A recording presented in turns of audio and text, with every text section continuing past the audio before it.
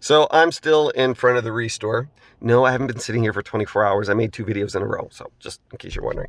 And I'm looking, and I'm thinking about some of the stuff that I'm seeing in there, and I am seeing some cases, like some old trunks there, and I see furniture, and I see a lot of stuff, and I'm seeing that stuff, and I'm looking at it, and I'm thinking that stuff's junk. That's garbage. And I mean, and it is just to somebody. Somebody had no use for that, and they just took it back and they said, "I don't want this. You take it." And maybe it was a shorter trip to the Restore than it was to the dump, so they brought it here instead of the dump because they didn't want to drive so far. You know, some of it's like that, and it looks like that. And then some crazy lady walks in, and she goes, "Oh, I love that thing. I'm going to take it." And, you know, I'd be looking, it's like, "What are you, nuts?" And probably. Yeah, whatever. And then she takes it home. And then she gets out the sandpaper and starts sanding. And she might use a chemical stripper, strip everything off.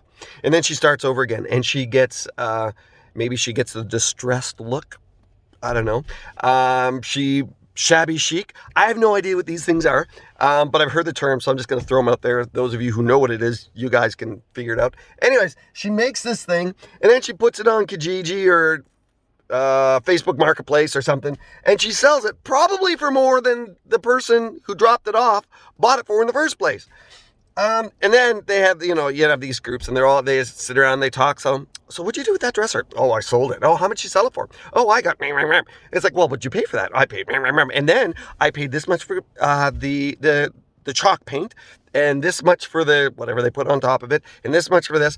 And in total, I spent $37.87 on this. And it's like, really? And how much you sell it for? I sold it for $963. And it's like, well, maybe that's a little bit much, but somebody spent like an exorbitant amount of money because they couldn't do it themselves. And they're thinking, man, I love that look. I just can't do it. So they go and buy it. And somebody like me walked by that thing and said, what a piece of junk. And I'm wondering, look at that. I wonder what conversations are like in heaven. Back in the day, God looked down and said to the angel next to him, says, take a look at that guy. That Timmy Hooper? Yeah. You know, he is driving everybody crazy, isn't he? And God says, oh, yeah, he is. And like, Bev Amos doesn't know what to do with him. Nope, he doesn't. His brother and sisters are going absolutely nuts. Yep. I think his father's traumatized. Oh, a little bit. I don't know. Is that what caused Eric Jones's ulcer? Yep, that boy.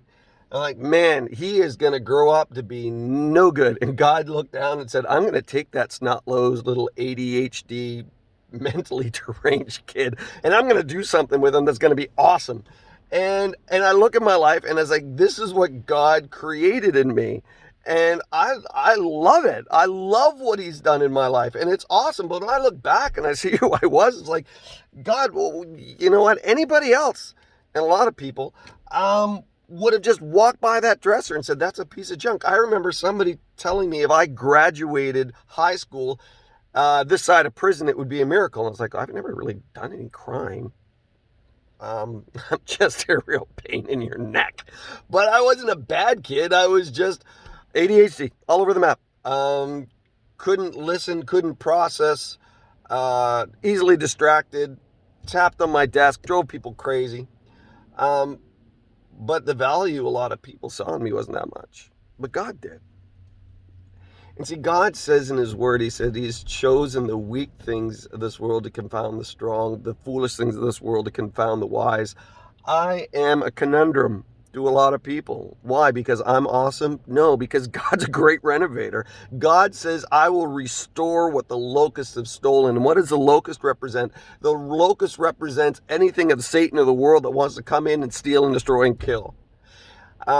Jesus said, I am the gate. No one comes in to the Father but by me. Anybody who's entered the gate before me was a thief, and a thief comes only to kill and destroy. I probably butchered that verse, but the theme is there. Satan wants to destroy. Satan wants us to look in the mirror and see what he has done and judge our value by that. But God looks at us and said, I want to take out that heart of stone and replace it with a heart of flesh. He says, all things have become new. The old has passed away. God takes what he has made and finishes it the way that he designed it, so it can be used for what he has intended it to, so that we can live in the purpose that God gave us, and in the fulfillment of life that there is in accomplishing the task that God has created us to do.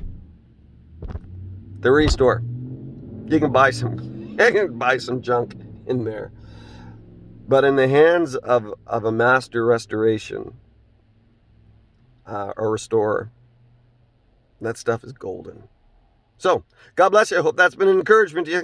God's still working on you. He who has begun a good work in you will carry it through to completion. So don't look in the mirror and say that I am fully restored. Say you're a working project. Say this is what God is doing in my life and be happy with it. God bless you. Bye for now.